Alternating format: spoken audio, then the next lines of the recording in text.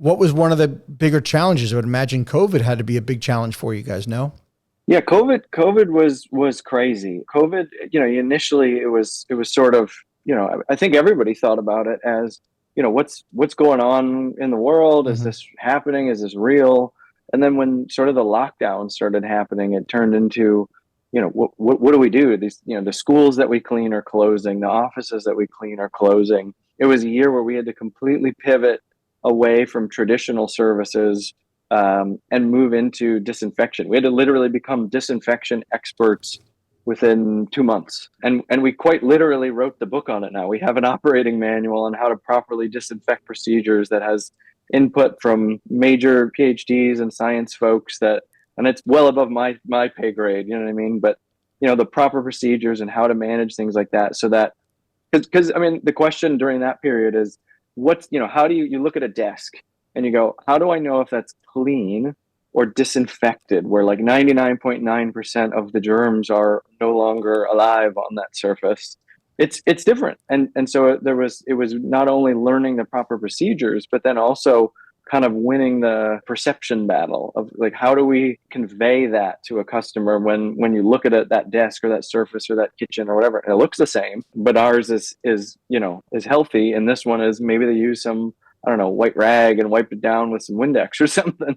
It's not the same. But we were able, through all of the efforts of kind of pivoting during that period. We didn't grow by anything special, but we grew during COVID. During 2020, I think we grew like, it was like 8% or something like that. And we were doing double digit growth before that. We did Hmm. double digit growth after that. That year, as much as it wasn't what we'd hoped for, we were growing in a time where a lot of businesses were shuttering and struggling. And so for our industry, as much as it was a bad thing for the world, it ended up being, not so bad. We're a very recession resistant industry, so it Sure. worked out all right, and we were able to pivot and keep the doors open for the master franchisees and ourselves and the units. Obviously, so many companies closed down, but it made you a better company, right? You had to become an expert now in areas that you didn't think were so important. Let's go back to when you started out. Like, if you could go back in time and tell your younger self when you were starting out in the company, working for dad, what would you tell yourself today? Run. No. I think probably my two biggest takeaways just in looking back over my career is, number one was don't be afraid to hire. I didn't know how to hire, frankly. And I came in. It was my dad's team that was running the business. I worked my way up through the ranks, and then when I got to the CEO spot, I got there by kind of just saying, okay, I'll handle this, and I'll take on this, and I'll take on that. Luckily, it didn't. I was able to manage a lot of different things. I'm a reasonably sharp person, I like to think. I was able to manage a lot of different aspects, but then it turned into something where I didn't own a business. I had a fancy job, and it was, if I wanted to take a vacation with my wife or something, it was I'd break away from dinner and take a phone call, or she'd be out with the kids and I'd be back in the hotel room on a computer, and that's just no way to live especially when you're a business owner. For anyone looking to buy a franchise, buy it because you want to own a business. Don't buy yourself a job.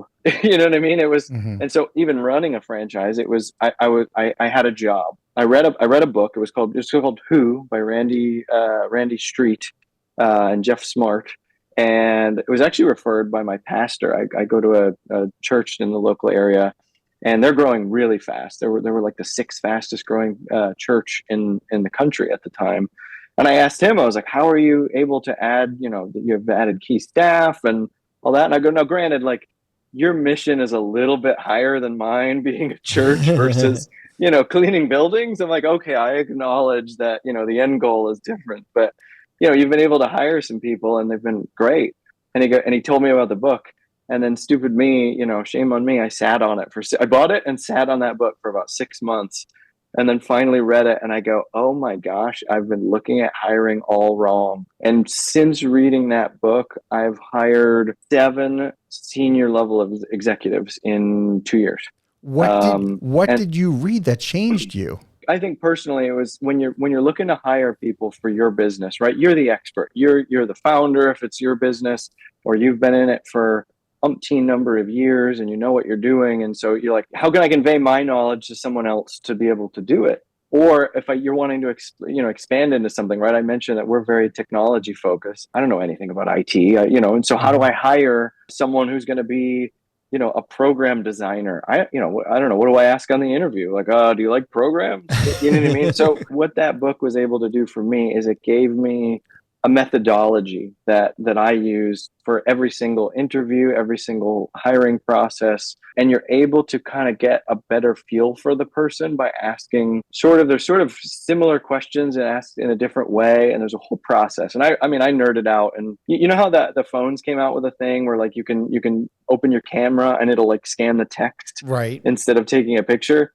I swear to you, man, I read the book and I read it. I'm like, ooh, that's good. Take a picture of the text. Ooh, that's good. Take a picture of the text. Turn the page. Oh, yeah, And then I actually asked my assistant, I go, hey, I have like 40 pictures, 50 pictures of text. Can you just compile that for me into like one document? And it does. It gave me the confidence that I can hire. I'm comfortable hiring for any position. You could say, Adam, you have to hire a senior R&D specialist for a pharmaceutical company. I probably could do an okay job at that, and I know nothing about it. That for me, just unlocking that confidence and that willingness to do it, I think was massive. Well, how has that impacted the kind of people that you bring on? I think the thought process that most people, come up with is you don't want to bring someone on and have it be, a bad hire, right? And I think this process helps you vet a person out pretty extensively before you bring them on. And it does weed out people who are probably going to be a bad fit. And better to take longer. My interview process, if you're going to come work at Anago, you're going to go through at least probably 5 rounds of interviews. And most people, frankly, just don't want to deal with that. And it's time consuming, but I'd rather have 5 interviews in advance and land a home run than do 1 or 2. And, 3 months, 6 months into it, you go, oh gosh, why did we hire this person? You know what I mean? It slows things down to get a deeper understanding of someone up front so that you hopefully don't, screw things up on the back end. Yeah. I find that sometimes, there's assessment tools, there's surveys, there's obviously something like this where even if we can just eliminate the wrong hire, we're already setting ourselves up for a much greater chance of success. It's not necessarily that we're going to find the right person, but by eliminating the wrong person, it just gives us the greater probability. Right. Exactly. Yeah. Exactly. What is now the vision for the company? Like how big is big, and how long is it going to take to get there, in your opinion? So I think I mentioned that, Vision 2028, there's my timeline. And within 5 years, we'd like to be at 300 million in system-wide revenue. In order to do that, it's actually a 9-pronged plan. Not everything is at once, but it's a major investment in our master franchise community and our unit franchise where we've, as I mentioned, we've invested in helping them hire sales and train them. We're about 80% through migrating to a brand new, like world-class CRM. We're in the process of creating an LMS platform so people can learn at their own pace, and we can easily, put continuing education topics out where someone can watch a 3-minute video, 5-minute video on their phone versus having to come and sit down for long, lengthy sessions. And we've invested heavily in a national accounts program that's doing actually very well, getting us into doors we otherwise couldn't, get into previously. And like I said, there's 9 of them. I'm not going to get into every single one of them, but there's it's heavy investment back into the franchise community, because at the end of the day, we know if they're growing, we're growing. And if they're making money, we're making money. It's very simple to think about it. And rather than trying to say, I'm sure there's some bad actors out there that are going like, how can I squeeze every penny out of my franchisees? And it's like, that's just not the way forward. Everyone, there has to be enough money for everyone to eat. And if everyone feels like they can, achieve whatever their goal is, then that's how you win as a brand. Yeah. Amen to that. That's some great advice. What's advice that you give to folks that are thinking about joining you guys as a master franchise?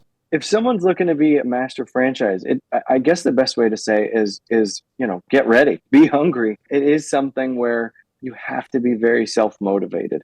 If you're someone where, you're used to having a boss tell you what to do, this isn't the franchise for you. If someone wants to be a master franchise and be successful, you have to look at it like you're the big dog and you're going to go to every corner in your neighborhood, so to speak. And it's that type of person we're looking for. Yeah. Look, if they're not going to be sales driven and won't take the initiative, they're going to have a hell of a time. Yeah, you don't want someone as a master franchise either that's coming on because they're sales driven, but that's all they know either. You know what I mean? Like, they are an enterprise business at that level, right? They're a franchisor.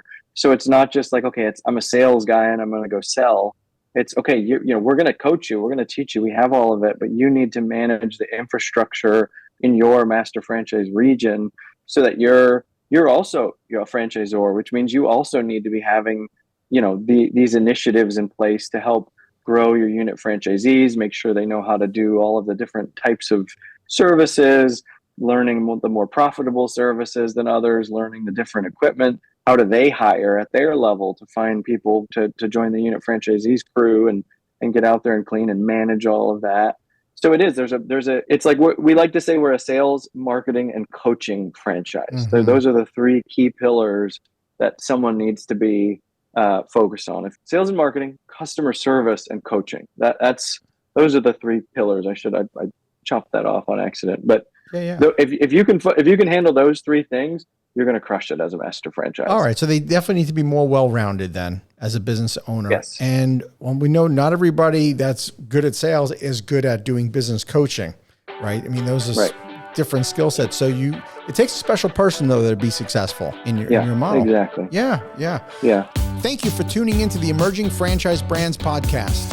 For additional insights, guest applications, and to stay connected, visit us at efbpodcast.com.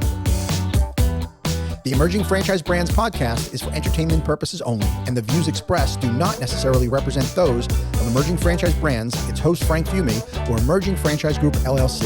Any discussed franchise or investment opportunity requires thorough investigation, obtaining proper disclosure documents, and expert consultation before making any investment decisions. The podcast and its host do not offer professional advice or endorsements, and they hold no responsibility for actions, representations, accuracy, or consequential damages related to the podcast content.